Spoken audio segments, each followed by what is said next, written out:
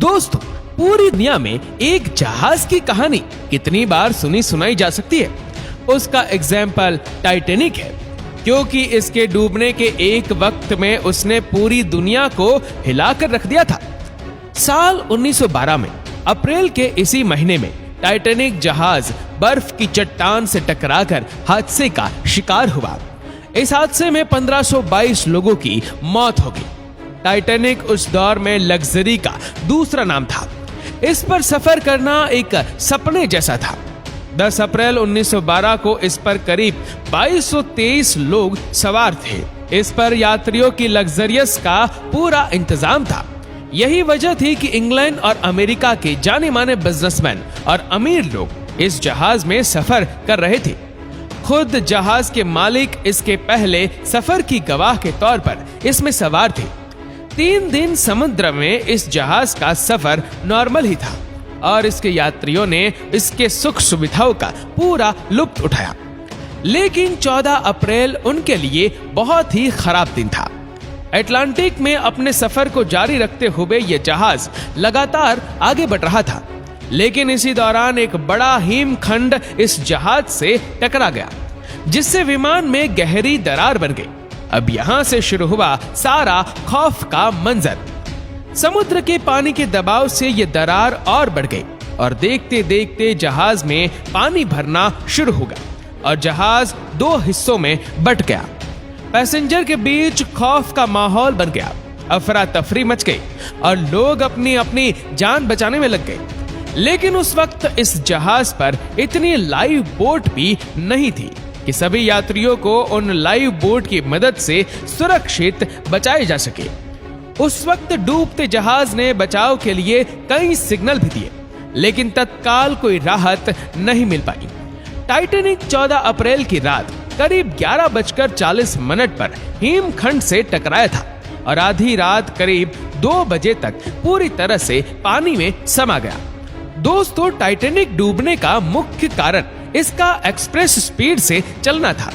कहा जाता है कि जहाज के मालिक जे ब्रूस ने जहाज के कैप्टन एडवर्ड्स को आदेश दिया कि वह इसे पूरी स्पीड से चलाए। यही कारण था कि इतने लोग एक साथ काल के गाल में समा गए।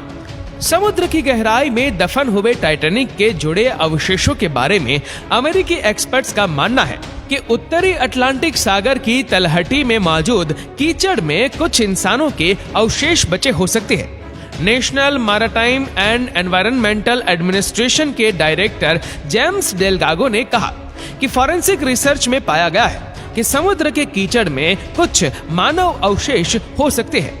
जेम्स डेलगागो की माने तो 2004 में फोटोग्राफर ने जहाज की कीचड़ में किसी इंसान के कोट और जूते की तस्वीरें खींची थी। इसके अलावा आपको ये भी बता दें कि अब वो टाइटैनिक यूनेस्को की प्रोटेक्शन लिस्ट में भी शामिल कर लिया गया है, क्योंकि आज लगभग 5000 से भी ज्यादा टाइटैनिक के अवशेष समुद्र से निकाले जा चुके हैं और लाखों करोड़ों में इनकी नीलामी भी हो चुकी है। तो आइए जानते हैं टाइटैनिक से जुड़ी उन चीजों के बारे में। Music instrument. टाइटैनिक के मलबे के बीच एक पुराना वायलिन पाया जाना जरूर चौंकाने वाली बात नहीं है, लेकिन इसके पीछे की स्टोरी बिल्कुल चौंकाने वाली है। CNN के मुताबिक ये वायलिन वही था जिसे लीडर वॉलेस हार्डले जहाज के डूबने पर नियरर माय गॉड ट्यून बजा रहे थे। कहा जाता है कि जब जहाज डूब रहा था तब पूरे शिप पर अफरा तफरी मची हुई थी और बैंड को पता था कि अब उनमें से कोई भी जिंदा नहीं बच पाएगा।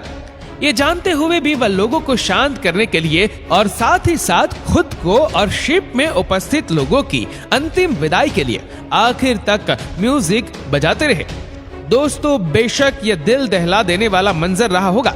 जब ये वायलिन समुद्र से निकाला गया, उसके बाद इसे 2013 में यूके की नीलामी के दौरान $1.7 मिलियन में बेचा गया। समुद्र से टाइटैनिक के अवशेष निकालते वक्त लोगों का ज्यादा सामान तो नहीं मिला, लेकिन एक लव लेटर मिला। जी हाँ, उस दौर में स्टार लाइन कंपनी के एक कैबिन अटेंडेंट रिचर्ड, जो कि टाइटैनिक में मौजूद थे और अपनी ड्यूटी सर्व कर रहे थे, उन्होंने अपनी पत्नी को एक लव लेटर लिखा था जिसमें उन्होंने यह जिक्र किया था कि अपनी यात्रा में निकलने की शुरुआत में टाइटैनिक न्यूयॉर्क के पास एक दूसरे जहाज से टकरा गया, जो कि बिल्कुल भी शुभ संकेत नहीं है और आगे क्या होगा नहीं पता। शायद उसे भी यह नहीं पता था कि वह कभी वापस नहीं आ पाएगा और यह अशुभ संकेत आगे चलकर कितने लोगों की जान काल के गाल में समा देगा। वॉच।